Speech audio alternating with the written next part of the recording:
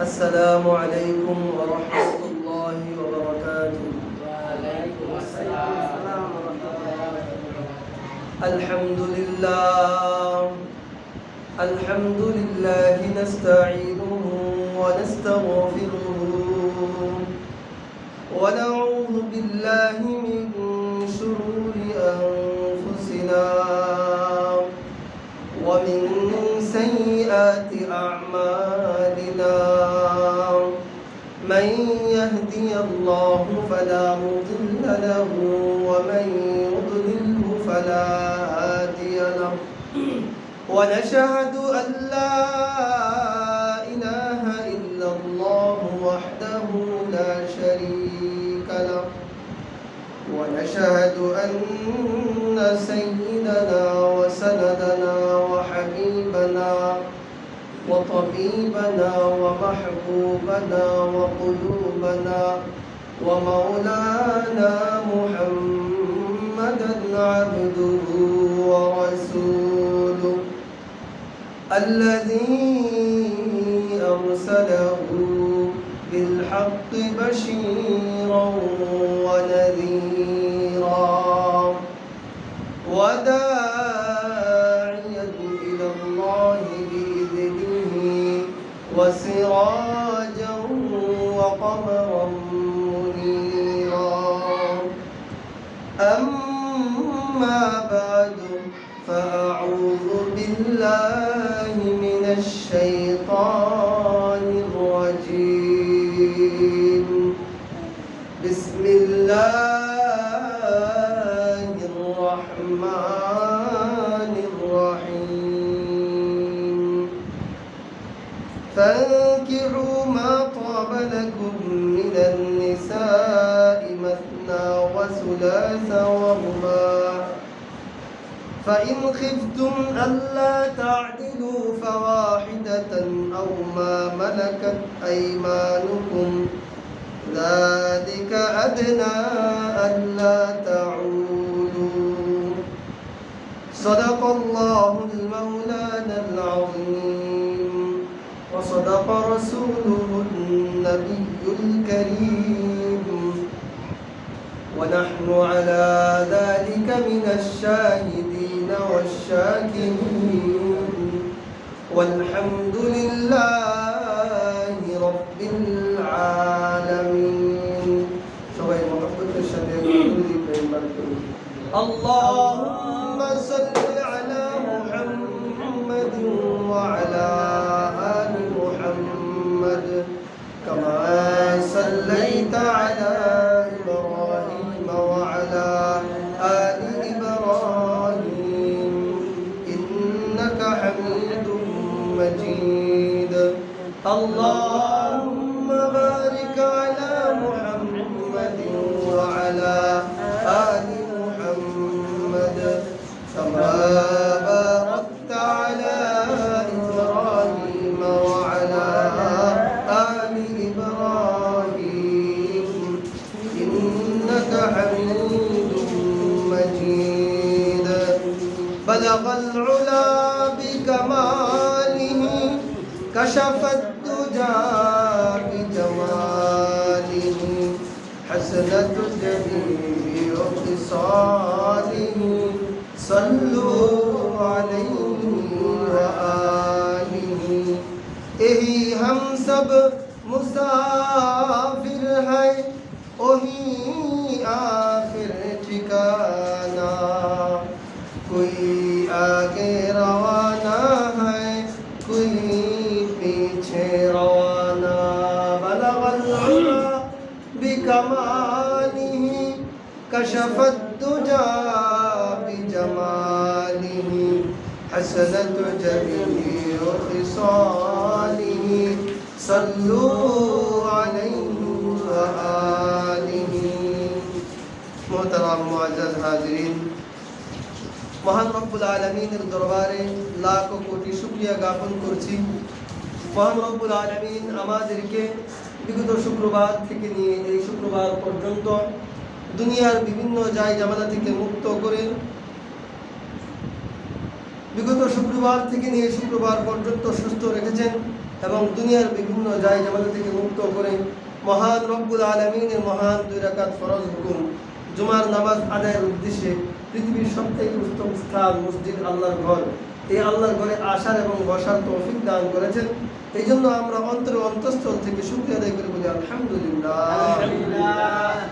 মুহতারাম হাজিরিন, এই ফিতনা ফাসাদের জামানা, যে জামানায় সারা পৃথিবীব্যাপী গুনার সয়লাব চলছে, গুনাহ করার পরিবেশ কায়েম রয়েছে, মানুষ গুনার দিকে দৌড়াচ্ছে, সেই সময়ে আল্লাহ তাআলা আমাদেরকে জুমার নামাজ আদায়ের পূর্বে দ্বীনের কিছু কথা বলা এবং শ্রবণ করার তৌফিক দান করেছেন।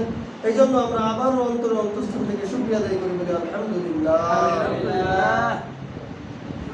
মুহতারাম হাজিরিন, আজকে আমার আলোচনার মূল বিষয় হলো ইসলামে নারীর মর্যাদা ও অধিকার। ইসলামী নারীদের মর্যাদা এবং তাদের কি অধিকার। মানুষ সামাজিক জীব, অন্যদিকে প্রকৃতির অংশ, তাই মানুষকে জীবন ধারণ, বেঁচে থাকা ও অস্তিত্ব রক্ষার জন্য প্রাকৃতিক ও সামাজিক উভয় বিধানই মেনে চলতে হবে, ঠিক না বেঠিক? প্রাকৃতিক বিধান লঙ্ঘন করলে ধ্বংস অনিবার্য, আর সামাজিক বিধান লঙ্ঘন করলে নেমে আসে বিপর্যয়।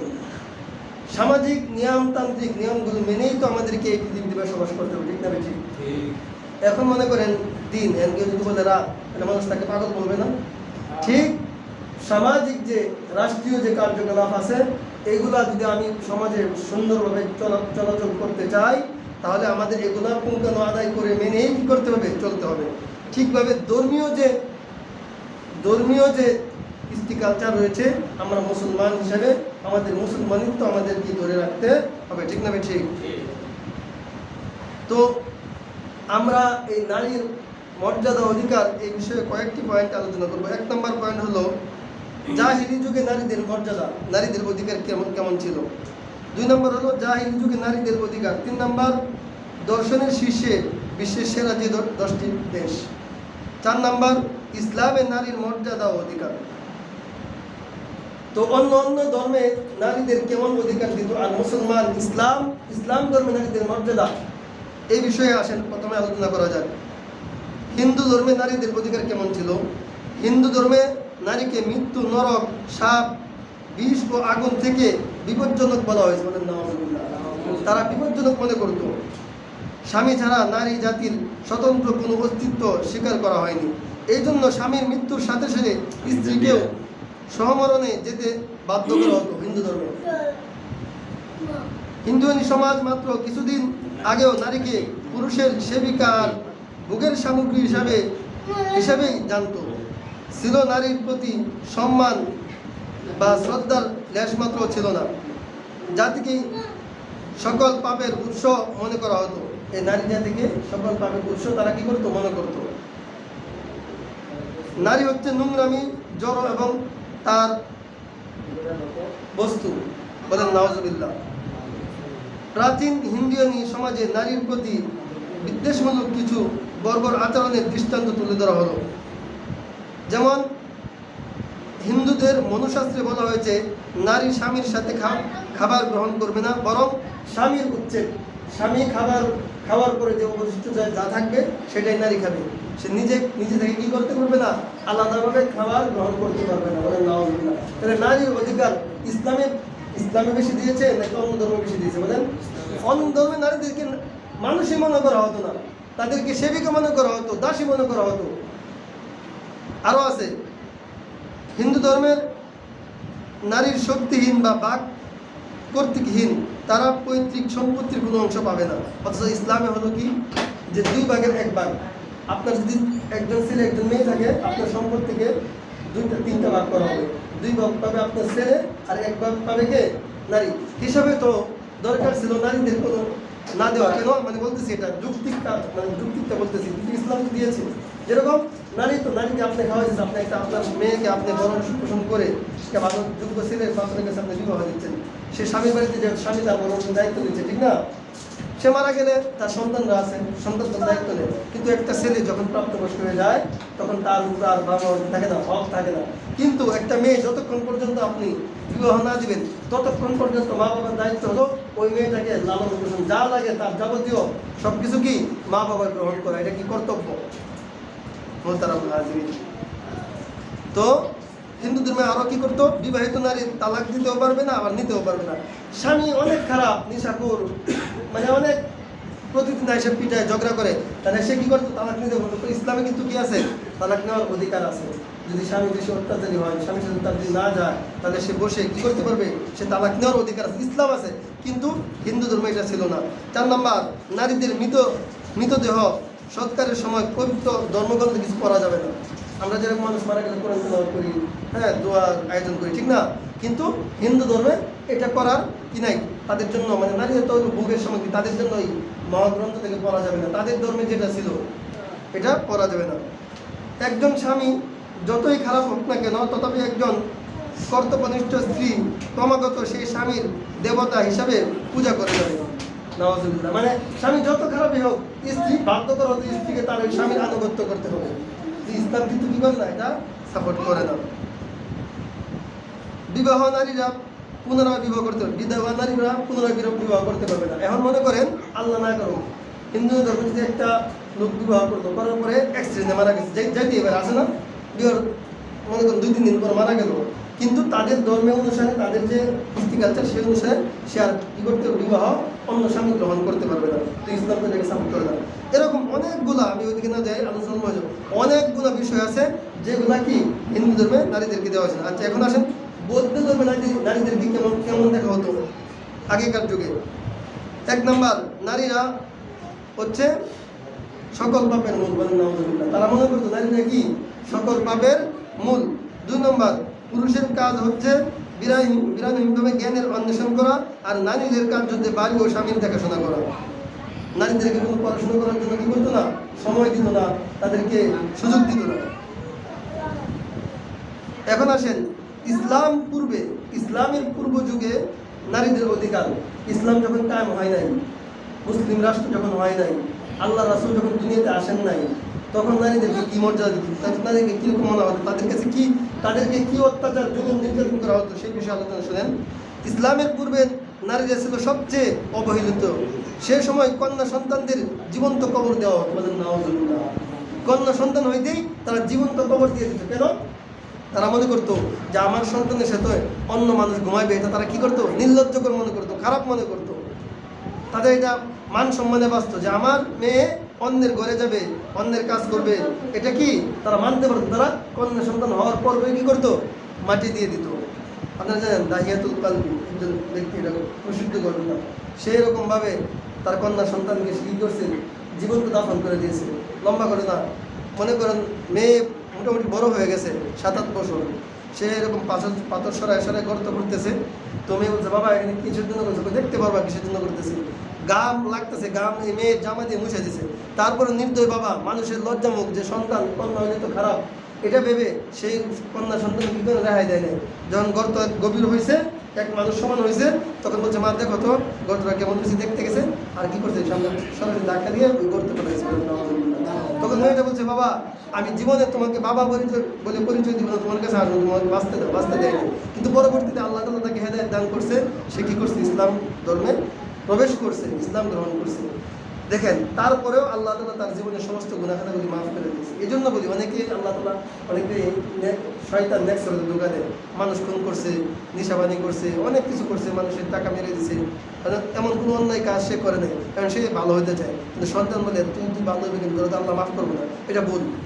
আমি বলছিলাম গত কয়েক জুমা আগে যে 80 বছরের যে কাঠটা কাফের, যার জন্মটাই কাফের, যে বিধর্মী জন্ম থেকে, কিন্তু 80 বছর পরে আয়সা, সে মৃত্যু সজ্জায় যদি আয়সা আল্লাহর কাছে কি করে, যে আল্লাহ তুমি এক আল্লাহ, মানে আল্লাহকে এক মানে, আর নবীকে মানে, কালিমা শাহাদাত করে কি করে ঈমান আনে, আল্লাহ তাআলা তার 80 বছরের যত গুনাহ, যত পাপ, সে যে আল্লাহর সাথে শিরক করলো, পূজা করলো, যা করলো, এই সমস্ত কিছুকে আল্লাহ তাআলা মাফ করে থাকেন। তার ভিতরে 80 বছরের কাফের আর নিষ্পাপ একটা বাচ্চা জন্মগ্রহণ করে যেরকম নিষ্পাপ, ওই কাফের ব্যক্তির ওরকম নিষ্পাপ হয়ে যায় যদি আল্লাহর কাছে কি করে তওবা করে ইসলামের প্রতি কি করে প্রবেশ করবে। তো মুহতারাম হাজিরিন, তো এই নারী নারীদেরকে দাসী হিসাবে ব্যবহার করা হতো ইসলামের পূর্বের যুগে, যেমন তারা বাজারে ক্রয় বিক্রয়ের পণ্য। সে যুগে নারী নিজের বাবা মা ও স্বামীর পরিত্যক্ত সম্পদ থেকেও বঞ্চিত হইত। মা বাবা মারা যাওয়ার পরে সম্পদের অধিকার সন্তানরা, কিন্তু ওই সময় ইসলামের পূর্বের যুগে কী করা হতো না, নারীদেরকে কোনো সম্পদ দেওয়া হতো না। তখন আল্লাহ পাক রব্বুল আলামিন কোরআনের মধ্যে আয়াত নাযিল করেন, ওয়া ইযাল মাউউদাতু সুইলাত বিআইয়ি যামবিন কুতিলাত। আর যখন জীবন্ত সমাধিত কন্যাকে জিজ্ঞাসা করা হবে কি অপরাধে তাকে হত্যা করা হয়েছিল, আল্লাহ তাআলা আরো বলেন, ওয়ালা তাকরিহু ওয়ালা তুকরিহু ফাতায়াতিকুম আলাল বিগাই ইন আরাদনা তাহাসসুনান লিতাবতাগু আরাদাল হায়াতিদ দুনিয়া। আর তোমরা দুনিয়ার ধন সম্পদ পাওয়ার উদ্দেশ্যে তোমাদের যুবত দাসীদের বেবিচারে লিপ্ত হতে বাধ্য করো না, যখন তারা পাপ মুক্ত হতে চায়। নারীরা বাঁচতে চাইছে কিন্তু বাঁচতে দেয় না, কিন্তু আল্লাহ তাআলা মৃত্যুর পরে জিজ্ঞাসা করবে তোমাদেরকে কেন হত্যা করা হয়েছিল। এই বাচ্চার তো কোনো দোষ নাই। দেখেন আল্লাহ তাআলা কোরআনের মধ্যে বলছেন যে আমি একজন মেয়েকে, একজন স্ত্রীকে আমি কন্যা দিই, আমি ছেলে দিই, আবার কাউকে ছেলে মেয়ে উভয়কে দিই, আবার কাউকে করি বান্ধত্ব রাখি। মনে করেন বিয়ের বয়স 30, 25, 14 বছর 15 বছর হয়ে গেছে, এরকম হয়েছে না, বাচ্চা হয় না। আবার আল্লাহ তাআলা চাইলে 20 বছর পরেও বাচ্চা দেয়, তাই না? এরকম ঘটনা অনেক আছে। 14 বছর পরে কি হয়েছে, একটা সন্তান আল্লাহ দিয়েছে। তো আল্লাহ বলে যে এটা কারো হাত নাই। কোনো বাবার দরবারে গেলে বাবার সন্তান দিতে পারবো? দিতে পারবে না। কেউ যদি চায় দিলে সে কি করলো, শিরিক করলো। সন্তান দেওয়ার মালিক আল্লাহ, না দেওয়ার মালিক কে? আল্লাহ। তো এই জন্য আল্লাহ বলেন যে মৃত্যুর পরে ওই বাচ্চা যে সন্তানগুলোকে তারা কি করছে, জাহিলিয়াতের যুগে, ইসলামের পূর্বের যুগে হত্যা করছে, গলা টিপে মারছে বা গর্তে যেভাবে মাটি চাপা দিয়েছে, ওদেরকে জিজ্ঞাসা করা হবে তোমাদেরকে কেন হত্যা করা হয়েছিল। তখন তারা বলবে যে আমার পিতা মাতারা সমাজে, আমার পিতা সমাজে মুখ দেখাইতে পারবে না, আমি নারী, আল্লাহ তুমি আমার নারী বানায়া, মেয়ে বানায়া কি করছিলা, দুনিয়াতে প্রেরণ করছিলা, তারা এটা সহ্য করতে পারবে, তারা কলঙ্কের পূজা মনে করে আমাকে হত্যা করছে। তখন ওই মা বাবাকে ডেকে আনা হবে, বাবাকে ডেকে আনার পরে ওকে কি করবে, সরাসরি জাহান্নামে দেবে। নাউযুবিল্লাহ। মুহতারাম হাজিরিন, যে সমস্ত পশ্চিমা নারীবাদ ও পশ্চিম প্রতিবাদী এর পক্ষে আন্দোলন করছে, নারীদেরকে অধিকারের নামে উস্কানি দিয়ে মাটি নামাই দিচ্ছে, তাদের নারীদের প্রতি সম্মান, ভক্তি, শ্রদ্ধার ভালোবাসা কেমন। এক নজরে দৈনিক একটি পত্রিকা তাদের তুলে ধরছে যে দর্শনের হার কখন বেড়ে যায়। দেখেন একটা মহিলা মাদ্রাসার ছাত্রী, সে সহজে দর্শন হয় না। যারা পর্দা ছাড়া ঘুরে, যারা কি করে পর্দা ছাড়া ঘুরে, বব কাটিং দেয়, হ্যাঁ পাতলা জামা পরে রাস্তা বের হয়, তাদের দিকেই তো যুবকরা নজর দেয়, ঠিক না? আপনি শুটকি যদি কি করেন এমনি রেখে দেন, বইয়ের ভিতরে না রেখে, তাহলে বিড়াল তোকে না আসবে। এই বিড়ালের দোষ নাকি? যে রাখছে তার দোষ। আপনার জিনিস আপনাকে হেফাজত করতে হবে। এখন নারী সংস্কারের নামে কি করতেছে, আন্দোলন করতেছে। বেশ্যারা তারা লাইসেন্স চায়, যারা পতিতা, যারা যৌনকর্মী বুঝেন, টাকার বিনিময়ে যারা কি করে অবৈধভাবে মেলামেশা করে তাদেরকে যৌনকর্মী বলা হয়। তারা ইদানিং কি করতেছে, সরকারের কাছে আবদার জানায় তাদেরকে এটা লাইসেন্স দেওয়া হোক। আমরা যেমন গাড়ি চালানোর জন্য পারমিশনের জন্য সরকারিভাবে লাইসেন্স করি, লাইসেন্স লাগে না, যারা গাড়ি চালায় লাইসেন্স ছাড়া গাড়ি চালিয়ে তো 20,000 টাকা জরিমানা বর্তমানে আইনে, 20 সালের যে আইন করা হয়েছে আইনে। তো ওরা এরকম লাইসেন্স চান। ওরা যদি লাইসেন্স চায় তাহলে সন্ত্রাসীরা বলবে আমাদেরকেও লাইসেন্স দেওয়া হোক, আমরা অবৈধ পিস্তল রাখবো, ওই পিস্তল দিয়ে আমরা মানুষকে হাইজ্যাক করবো, ডাকাতি করবো, আমাদের লাইসেন্স আছে, পুলিশে মামলা নিতে পারবে না। তো এরা যারা এগুলো করতেছে, এরা পশ্চিমা কৃষ্টি কালচারের থেকে তারা করতেছে বিদ্রোহী, অর্থাৎ জাহিলি যুগের যে কালচার, ওই কালচারটা তারা আনার জন্য এই কাজগুলো করতেছে। তা আমরা এটা কখনোই কি এই শতকরা 90 থেকে 95% মুসলমানের দেশ বাংলাদেশ, হ্যাঁ শত শত আউলিয়া, এই বাংলাদেশ আউলিয়া কেরাম, পীর মাশায়েখগণ এই বাংলার জমিনে শুয়ে আছে না, শাহজালাল, শাহপরান, এরা আল্লাহর ওলি, তারা রাজা গরু গোবিন্দ, তাদের আজানের ধ্বনিতে তাদের কি বিল্ডিং ধসে পড়ছে, তারা কত বড় আল্লাহ ওয়ালা ছিল। আমরা এখন বারবার মানুষের পানি করে দিলে পানি করা কাজে লাগে না। আগেকার হুজুর আলেমরা তারা কি করছে, একটু পানি করে ফু দিছে, মানুষের বড় রোগ কি হয়ে গেছে, ভালো হয়ে গেছে, না প্যারালাইসিসের রোগী ফু দেওয়ার কারণে হাইটা চলে গেছে। এখন আমাদের কেন কাজ হয় না? আগের কোরআন, আগের আল্লাহ সবকিছু তো আগের আছে না, কিন্তু এখন কাজ হয় না কেন? আমাদের মুখ পবিত্র না, আমাদের এই জবানটা পবিত্র না। জবান পবিত্র, কিন্তু আমরা যে খাবার খাচ্ছি ওই খাবার আমাদের কি আছে, ভেজাল আছে। খাবারে কি আছে, ভেজাল আছে। পরে হক মারে খাইতেছি, ব্যবসা করতেছি, মিথ্যা কথা বলতেছি। আমার আপন ছোট ভাই, মার পেটের ভাই, আমি হক নষ্ট করতেছি। বোনের ওয়ারিশ নিয়ে গেছে, এখন বোন ভাগ্নি বাসায় আসলে দেখতে পারি না। কেন দেখতে পারি না? তো বাবার সম্পত্তি নিয়ে গেছে, ওয়ারিশ নিয়ে গেছে, এখন দেখতে পারি না। আছে না এমন ভাই আমাদের বাংলাদেশে? আছে না? নাই, অনেক আছে। তো এই জন্য বলতেছি, দেখেন তো ইসলামের পূর্বের যুগে নারীদেরকে কেমন অধিকার দেওয়া হতো? অধিকার দেওয়াই হতো না। আর ইসলাম, আল্লাহ রাসূল সাল্লাল্লাহু আলাইহি সাল্লাম আগমনের পরে ইসলাম যখন কায়েম করো, ইসলামের দাওয়াত যখন আসলো, তখন নবী করিম সাল্লাল্লাহু আলাইহি ওয়াসাল্লাম যখন কুরআন অবতীর্ণ হতে শুরু করলো, তখন এই নারীদের অধিকার দেওয়া হলো। নারীদেরকে সমস্ত কিছুর অধিকার, সম্পদের অধিকার, স্বামীর হক। আর একটা নারী ইচ্ছা করলে তাকে জোরপূর্বক বিয়ে দেওয়া যাবে না। তার একদম একটা ছেলেকে তার পছন্দ না, ইচ্ছা করে তাকে জোর করে বিয়ে দেওয়া যাবে না। তার থেকে কি নিতে হবে? সম্মতি নিতে হবে। এটা কুরআনের আয়াত। আল্লাহ পাক রব্বুল আলামিন তার হাবিবের মাধ্যমে জানাই দিয়েছেন, যখন কোনো মেয়ের বিবাহ প্রাপ্তবয়স্ক হবে, ছেলে পছন্দ হওয়ার পর জিজ্ঞেস করতে হবে, মা এই অমুক ছেলেটার জন্য তোমার সাথে বিবাহ, তুমি কি বলো? সে যদি নীরব থাকে তাহলে এটা নীরব থাকা কি সম্মতির লক্ষণ। আর সে যদি না করে তাহলে কি করতে দেওয়া যাবে না। কিন্তু আগেকার যুগে যে যত্রতত্র কি করতো? বিবাহ দিয়ে দিত। আর বললাম না, হিন্দু ধর্মে বিধবা হয়ে গেলে ওই নারী আর বিবাহের কোনো কিছু না, সুযোগ ছিল না। মোহতারাম হাজিরিন, তো এই দর্শনের হার বেপরদায় থাকার কারণে কি করছে? বেড়ে গিয়েছে। মোহতারাম হাজিরিন, দেখেন আরো 10 থেকে 15 বছর আগে, 20 বছর আগে আমরা ছোটবেলায় এরকম দর্শনের কথা শুনি নাই। এখন বাসের ভিতরে দর্শন হয়, স্কুলের ভিতরে দর্শন হয়, হ্যাঁ বাজারে দর্শন হয়, শত শত মানুষের সামনে, হ্যাঁ আমার বোন আপনার বোনকে মানুষ ইপটিজিং করে না? এই সাহস কিন্তু আগে পাইছে না। এখন পাওয়ার কারণ হলো আমরা যারা মা বাবা আছি, আমাদের সন্তানদেরকে আমরা ঠিকমতো পর্দায় রাখি না। ইসলামিক কৃষ্টি কালচারের মধ্যে আমাদের সন্তানদেরকে আমরা রাখি না বিধায় আজকে আমার সন্তান কি বকাটে ছেলেমেয়ে থেকে কি নিরাপদ না। মুহতারাম হাজিরিন, কয়টা আমি এই যে একটু আগে বলছিলাম যে কয়টা মাদ্রাসা ছাত্রী দর্শন হয়েছে দেখাতে পারবেন? খুব কম, হয়ে থাকলো খুব কম। আর এটাও কি আছে, কোনো দিদের বসবর্তী হয়ে করছে। মুহতারাম হাজিরিন, এই জন্য আমাদের প্রতিজ্ঞাবদ্ধ হইতে হবে, আমাদের সন্তান, আমার নাতি, হ্যাঁ আমার নাতনি, এগুলোকে আমাদের কি করতে হবে? সেভ করার জন্য ইসলামিক তালিম দিতে হবে। ঘরের মধ্যে ইসলামিক আলোচনা ঘরের মধ্যে করতে হবে। আমরা শুক্রবারে বয়ান শুনি, মাহফিলে যাই, মাহফিলে বয়ান শুনি, মাহফিলে রাস্তা পর্যন্তই থাকে। ঘরে এসে বিবিকেও শোনাই না, বাচ্চাকেও শোনাই না। পর্দা করলে কি? নামাজ পড়া যেমন ফরজ, হ্যাঁ প্রত্যেকটা মুসলমান নারীর জন্য, নর এবং পুরুষ এবং মহিলার জন্য কি করা ঠিক তেমনি পর্দা করা একটা কি ফরজ, আল্লাহর বিধান। কেউ যদি পর্দাকে অস্বীকার করে যে ফরজ, এটা অস্বীকার করে তার ঈমান থাকবে না। নামাজ পড়তে পারেন, এটা একটা বিষয়। যদি কেউ বলে নামাজ বলতে কিছু নাই, তার সঙ্গে সঙ্গে তার ঈমান তুলে যাবে, ঈমানদার মানে সে বেঈমান হয়ে যাবে। তার আবার নতুন করে কালিমা পড়ে কি করতে হবে? ঈমান আনতে হবে। ঠিক তেমনি ভাবে কোনো মুসলমান নারী যদি বলে যে পর্দা কিসের, আমার দেহ আমার ইচ্ছা, এরকম যদি কেউ বলে যে পর্দা নাই, পর্দা ফরজ কে বলছে, এরকম যদি বলে, তাহলে সঙ্গে সঙ্গে তার ঈমান চলে যাবে। তার মধ্যে খ্রিস্টানের মধ্যে কোনো পার্থক্য নেই, তার মধ্যে ইহুদির মধ্যে কোনো পার্থক্য নেই, তার মধ্যে বৌদ্ধের মধ্যে কোনো কি নাই, পার্থক্য নাই। মুহতারাম হাজিরিন, তাহলে আমাদের খুব হুঁশিয়ারির সাথে চলতে হবে। আল্লাহ পাক রব্বুল আলামিন কুরআনের মধ্যে নারীদের, স্ত্রীদের মর্যাদা দিতে যায়, বলেন হুন্না লিবাসুল লাকুম ওয়া আনতুম লিবাসুল লাহুন, যে তারা তোমাদের পোশাক, অর্থাৎ নারী হলো তোমাদের পোশাক, স্বামীদেরকে বলতেছে, আর তোমরা হলে তাদের পোশাক। তাহলে দেখেন স্বামী স্ত্রী কত কাছে। হাদিসের মধ্যে আসছে, দুনিয়াতে যদি স্বামী স্ত্রী ভালো মহব্বত করে দুনিয়াতে চলে যেতে পারে, কিয়ামতের ময়দানেও আল্লাহ পাক রব্বুল আলামিন এই স্বামী স্ত্রী কি করবে? সাক্ষাৎ করাবে। কিন্তু দুনিয়াতে কিভাবে করাবে? এখন স্ত্রী করে একজনের সাথে পরকিয়া, স্বামী করে আরেকজনের সাথে পরকিয়া, করে কিনা? স্ত্রী তার মনে করেন যে বন্ধুর সাথে করে ফোনে কথা বলে, স্বামী ফোন দিলে খেরখেরায় বলে, মানে কর্কর ভাষায় কথা বলে। আর যখন তার বন্ধু ফোন দেয়, ভাবি কেমন আছেন, খুব মিষ্টি করে কথা বলে। অথচ হাদিসের মধ্যে আসছে পর পুরুষের সাথে কথা বললে কর্কর ভাষা, যদি কথা বলতে হয়, শুনেন মহিলাদের কণ্ঠ, এটাও কি সতরের আওতাধীন, কণ্ঠকে হেফাজত করতে হবে। একটা পুরুষ একটা মেয়ের কণ্ঠ শুনে কি হয়? আকৃষ্ট হয়ে যায়। আমি কি কথাগুলো কি বানাই বলতেছি না, সত্য কথা? বাস্তব কিনা? এটা বাস্তব। একটা মেয়ে কথা বলতে বলতে তার দিকে কি হয়? আকৃষ্ট হয়ে যায়। যখন আপনি একজনের সাথে কথা বলবেন, আস্তে আস্তে কথা বলতে বলতে তার জন্য কি হয়ে যায়? দেওয়ানা হয়ে যায়। তখন সে 3 বাচ্চার বাপ হয়েও কি করে? আর এক মহিলাকে নিয়ে ভেগে যায় কিনা? এটাকে একদিনে হয় না, একদিনে হয়।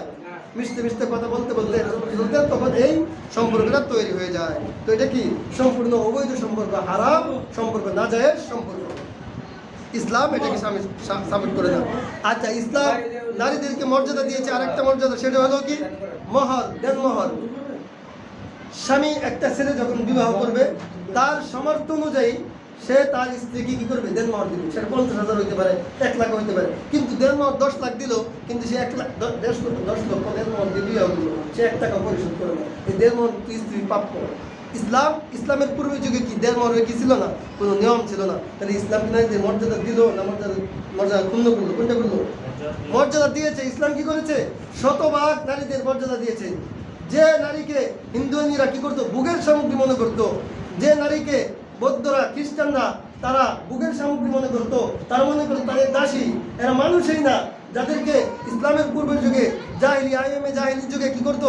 তাদেরকে মেয়ে সন্তান জন্মগ্রহণ করার সাথে সাথেই পাথর চাপা দিয়ে মেরে ফেলতো, হত্যা করে ফেলা হতো, জীবন্ত কবর দেওয়া হতো। ওই নারীকে আল্লাহ পাক রব্বুল আলামিন ইসলাম কায়েম করার জন্য আল্লাহ রাসূল দুনিয়াতে আগমনের পরে যখন তার উপর নবুয়ত প্রাপ্তি হলো, তিনি নবুয়ত প্রাপ্তি হলেন আল্লাহর পক্ষ থেকে, তখন ইসলাম কি করেছে? নারীদের মর্যাদা দিয়েছে। এখন যে সমস্ত নারীবাদীরা, যে সমস্ত নারী কমিশন যারা দাবি করতেছে যে নারীদেরকে অগ্র অধিকার দিতে হবে, তাহলে আমি বলবো আমরা যেমন পুরুষের যেমন রিক্সা চালায়, নারীদেরকে রিক্সা চালাইতে হবে। পারবে এটা? পুরুষ যে কাজ করতে পারে নারী কি সেই কাজ করতে পারবে? পারবে না। এরকম প্রশ্ন, হুজুর নারীরা তো বিভিন্ন অফিস আদালতে আছে, অফিস আবার আদালতে নারীরা যতই শক্তিশালী হোক একটা পুরুষের মতো ক্ষমতা নারী রাখে না। আল্লাহ তাদেরকে দুর্বল করে বানাইছেন। আল্লাহ তাদের কি করেছেন? দুর্বল করে বানিয়েছেন। তাহলে ইসলাম নারীদেরকে কি করেছে? 100% কি করেছে? মর্যাদা দান করেছেন।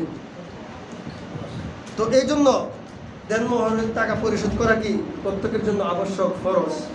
এই জন্য আমরা যখন বিবাহ করবো, যারা বিবাহ করি নাই, আমাদের উচিত হলো আমার যতটুকু সামর্থ্য, আমার যদি 50,000 টাকা দেওয়ার সামর্থ্য থাকে, তাহলে আমি 50,000 টাকা, আমার তো ফুটানি করার দরকার নাই যে আমি 5 লাখ টাকা কাবিনে কী করেছি, বিয়ে করছি। কিন্তু পরে এই কাবিনের টাকা আর দেয় না, পরে স্ত্রীর কাছ থেকে কী করে মাপ চায়, কী করে মাপ চেয়ে নেয়। অথচ কাল কিয়ামতের ময়দানে আপনি সমস্ত আমল, হজের আমল, জাকাতের আমল, রোজার আমল, কোরআন খতমের আমল, হ্যাঁ মসজিদ নির্মাণের আমল, মাদ্রাসা বানানোর আমল নিয়ে উঠবেন। উঠার পর আপনার স্ত্রী আপনার বিরুদ্ধে দাঁড়ায় যাবে, বলবে আল্লাহ আমার দেনমোহরের টাকা সে পরিশোধ করেন, আল্লাহ আমি এটা চাই। তখন তো টাকারা কী করবে না, ওখানে তো টাকার লেনদেন নেই, আমলের লেনদেন। আল্লাহ বলবে কীভাবে পরিশোধ করবা? বলবে তোমার যে আমলগুলো আছে ওই আমলগুলো তোমার স্ত্রীকে দিয়ে দাও। তখন আপনি স্ত্রী আমল শুনলো, তা আমল ছাড়া তো আপনার জান্নাতে যাওয়ার কি নাই, কোনো উপায় নাই। তাহলে তখন আপনি কি জাহান্নামে যেতে হবে। এই জন্য আমরা যারা বিবাহ করছি, আমরা যারা আমাদের স্ত্রীদের হক অর্থাৎ দেনমোহর যে তাদের হক, এই হক যারা আমরা এখনো দেই নাই, আমরা এটা দিয়ে দিব। আর যারা সামনে বিবাহ করার জন্য চিন্তা ভাবনা করছি, আমরা ওই পরিমাণেই করব, মানে দেনমোহর নির্ধারণ করব যেটা আমি দিতে পারবো, যেটা কি করব, দিতে পারবো। মোহতারাম হাজির, তাহলে আরেকটা আলোচনা হলো যে আল্লাহ পাক রব্বুল আলামিন স্ত্রীদের ভরণ পোষণের হক এটা দিয়েছেন স্বামীদের উপরে। দেখেন, একটা স্বামী যতই কষ্ট করুক না কেন, স্বামীকে তার স্ত্রীর খাবার তার যোগাইতে হবে কিনা বলেন। যদি এখন নারীরা কি করে, আমাদের সমাজে অনেক না পুরুষরা কি করে, জোয়া খেলে, নিশাবাজি করে, স্ত্রী গার্মেন্টস করে স্বামীদেরকে খাওয়া, বাচ্চাদেরকে খাওয়া আছে। কিন্তু ইসলাম কিন্তু এটা বলে নাই যে স্ত্রীকে কামাই করে স্বামীকে খাওয়াইতে হবে, ইসলাম বলেছে? বলে নাই। কিন্তু একটা স্বামী যতই কষ্ট করুক না কেন, তার 3 বেলা খাবারের ব্যবস্থা তার স্বামীর উপরে, এটা তার দায়িত্ব, কর্তব্য, স্ত্রীর জন্য হক, এটা করতে হবে। স্ত্রীকে পর্দা রাখার দায়িত্ব কার? স্বামীর। আল্লাহ রাসূল সাল্লাল্লাহু আলাইহি সাল্লাম হাদিসের মধ্যে ইরশাদ করেন যে প্রত্যেক দায়িত্ববানকে তার দায়িত্ব সম্পর্কে জিজ্ঞাসা করা হবে কিয়ামতের ময়দানে। তাহলে আমার স্ত্রীর কর্তা, আমার স্ত্রীর প্রেসিডেন্টকে আমি, আমার স্ত্রীকে আমি খাওয়াইতে পারি, বড় বড় সব কিছু করাইতে পারি, তাহলে আমার স্ত্রী যদি পর্দা না করে, আমার স্ত্রী যদি বিভিন্ন জায়গায় চলে যায়, তাহলে তো এই জন্য আমার দুর্বলতা। এই জন্য আল্লাহ পাক রব্বুল আলামিন আমাকে জিজ্ঞাসা করবেন যে তোমাকে তোমার স্ত্রী দেওয়া হলো, তুমি তোমার স্ত্রীকে ঠিকভাবে কেন পরিচালনা করো না? তোমার সন্তানের দায়িত্ব তোমার, আমার সন্তানের দায়িত্ব তো আমারই, ঠিক না? সন্তানের লেখাপড়া, খাওয়া দাওয়া, পোশাক আদি সব কিছুর দায়িত্ব কার? একজন বাবার। এই বাবাকে জিজ্ঞাসা করা হবে যে তোমাকে আল্লাহ, অনেকের তো সন্তান নাই, যাদের সন্তান নাই সে বুঝে সন্তানের মর্ম কি, সন্তানের কি, সন্তান না থাকার কষ্ট বা দুঃখ কি। তাহলে ওই সন্তান যদি সঠিকভাবে মানুষ না করতে পারি, কাল কিয়ামতের ময়দানে আল্লাহর কাছে এই জবাবদিহি করতে হবে। এই জন্য খুব হিসাব করে আমাকে এবং আমার পরিবারকে আমার চালাইতে হবে।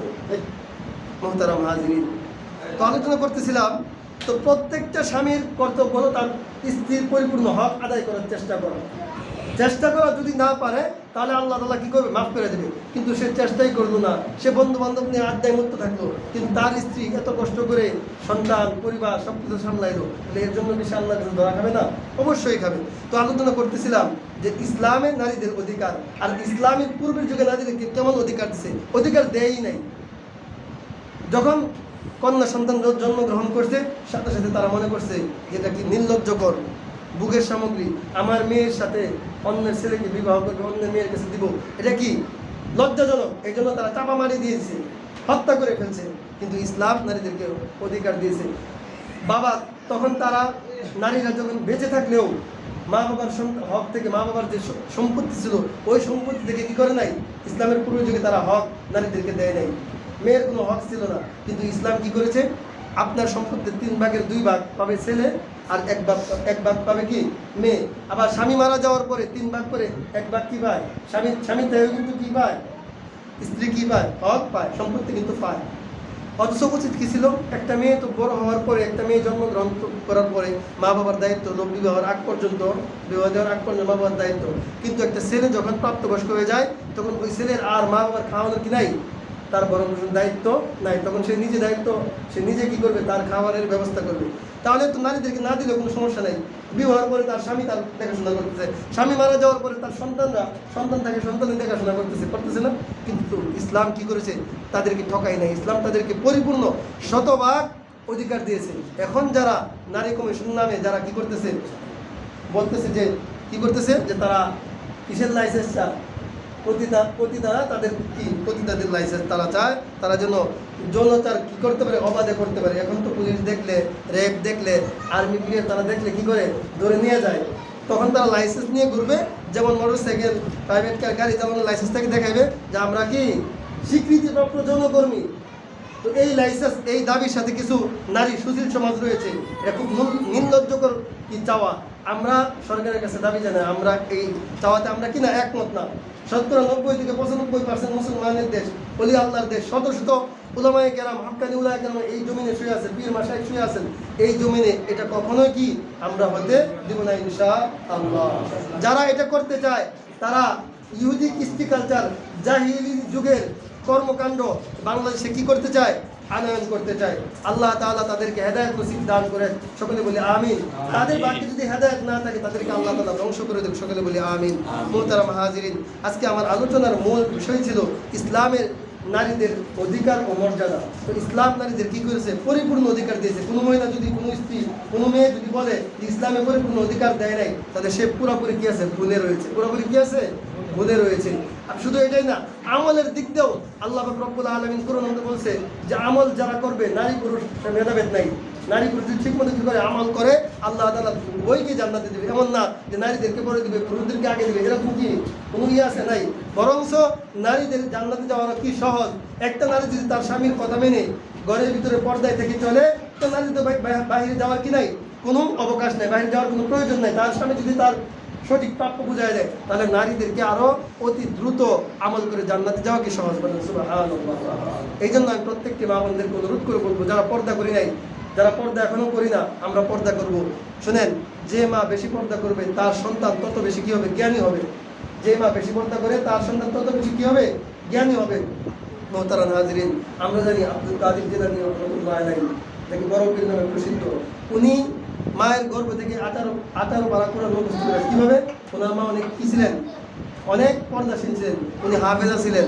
উনি যেখানে জন্মগ্রহণ করেন, এটা একটা কিতাবের লাইব্রেরি ছিল, কুতুবখানা ছিল, চতুর্দিক কিতাব ছিল, ওখানে সেই জন্মগ্রহণ করে। এটা কি এমনি এমনি হয়েছে? মার অবদান আছে না? মা কি ছিল, ভালো ছিল। মা যদি ভালো হয় সন্তান ভালো হবে। এই জন্য আমরা যারা আছি, মায়েরা আছি, আমরা শতভাগ পর্দা করে চলবো ইনশাআল্লাহ। তাহলে দেখবেন আমার সংসারে, হ্যাঁ, আমার সমাজে কোনো বিশৃঙ্খলা থাকবে না। প্রত্যেকটা নারী যদি পর্দাশীল হয়ে যায়, তাহলে পুরুষরা কখনোই কিছু করার সুযোগ পাবে না। এখন আমার মেয়ে যদি কি হয়, পাতলা কাপড় পরে রাস্তায় বের হয়, তাহলে একটা পুরুষ তার দিকে নজর দিবেই। আমি মনে করি একটা পুরুষ খারাপ হওয়ার জন্য একটা নারী যথেষ্ট, ঠিক না ঠিক?